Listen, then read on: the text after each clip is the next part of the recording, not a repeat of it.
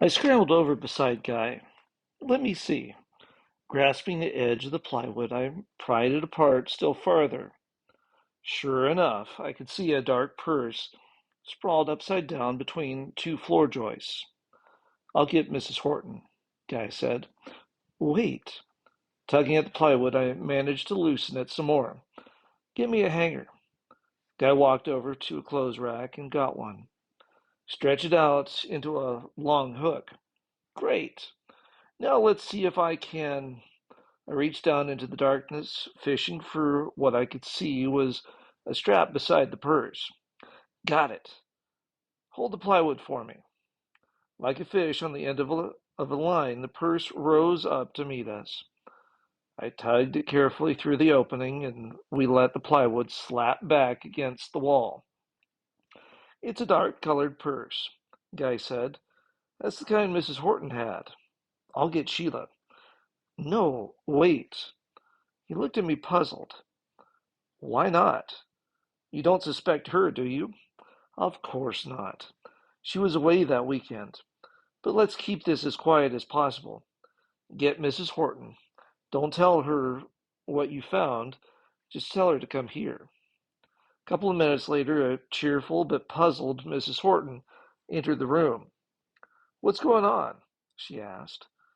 Guy's acting pretty mysterious all of a sudden. I'm really. Her jaw sagged.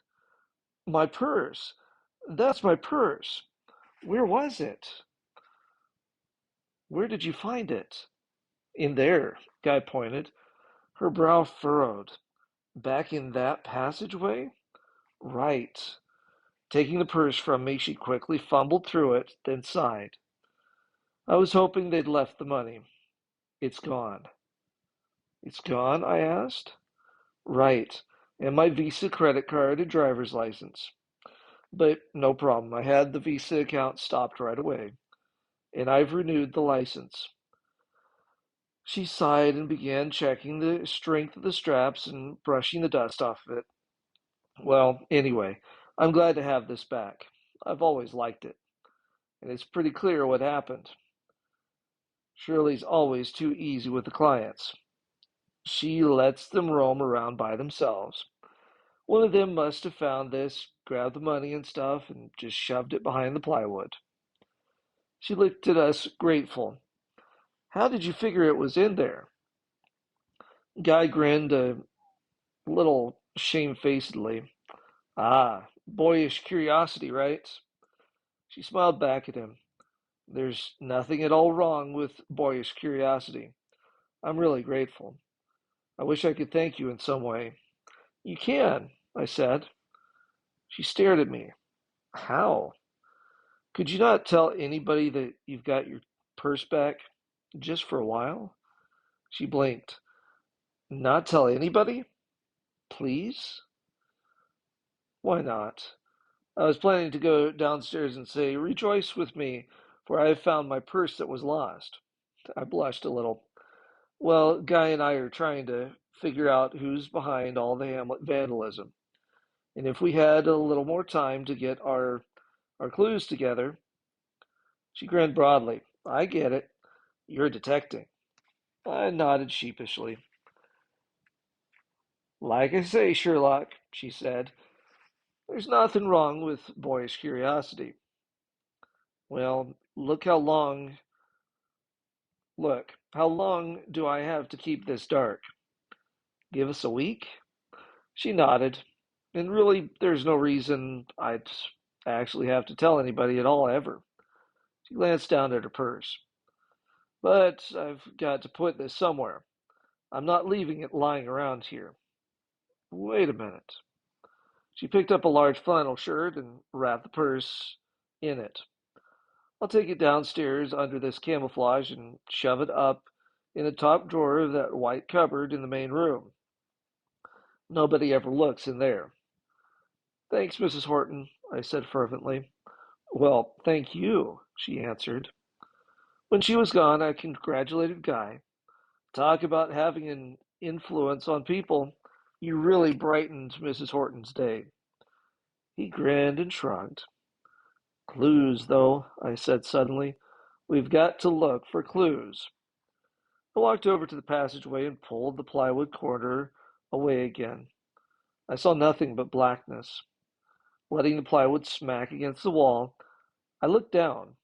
The little white scrap of paper stirred once more with the rush of air. I reached down and picked it up. Might as well save this. I took out my billfold and slipped it inside. And these. I reached down for a black button and a little piece of green bread wrapping wire tie that lay nearby. Mark, can you watch the till for me? Mom called. What? I was sitting atop the rolling ladder over an arch where I was reading Polly Keener's cartooning. I've got to work on those estate sale books, she said. Watch the till a while, would you? Okay. I took Polly Keener and my sketchbook and big magnum marker over behind the cash register and kept reading. We were lucky to get this book. It was pretty new, and we don't often get new books. Half an hour went by.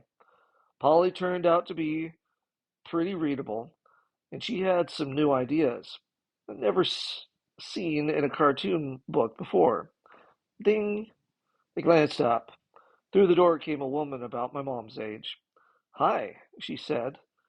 Do you have So Near and Yet So Far by Emily Kimbrough? I hopped off the stool. She wrote humor, didn't she? Right. Mainly about trips she's taken. Let me check. I went to the humor and scanned the line of bookshelves. Nothing here. Let me ask Mom. Back in the storage room, Mom said, no Kimbroughs here. In travel. Also, I got some of her books in that back room. She paused. You run off and do what you want. I'll take over again. Mom and the customer went off toward travel, and I called Guy. I've got some spare time now, I said, and I've got an idea. Can you come over? Sure. Think back, I told him when we were seated in my office. Remember that day old Willie came to the gazebo? Yeah. Didn't he say he'd been to the center a couple of days before? Maybe. I don't remember. I think that's what he said. Well, if that's the case, then Willie might have been the one who stole the money. Guy's lips puckered in a silent whistle. Wow, but how are you going to pin it on him? Well, there are these clues. I pointed to my desk. Where under the strong light of the gooseneck lamp, I'd placed the button, the bread tie, and the little piece of white paper we'd found at the center. We bent over them. I took out the OED magnifier from the drawer. We could probably discard the bread wire, I decided. There's no way of connecting this to Willie. Same thing with the little piece of paper. Maybe. But this button, now, that's different. Guy snorted. Not really. I wouldn't put much stock in that button. Buttons fall on the floor every day at the clothing bank. But if it happened to get scraped off his coat sleeve as he shoved the purse between the wall and the plywood, Guy nodded. That's a possibility. What do we do? Go downtown again? Let's keep that in the back of our minds. But what do you think we need to do right now? Well, what I think we need to do right now is to make an overall list of suspects. He pulled his chair closer to the desk and grabbed a legal pad that was lying on the desk. Here we go, I said.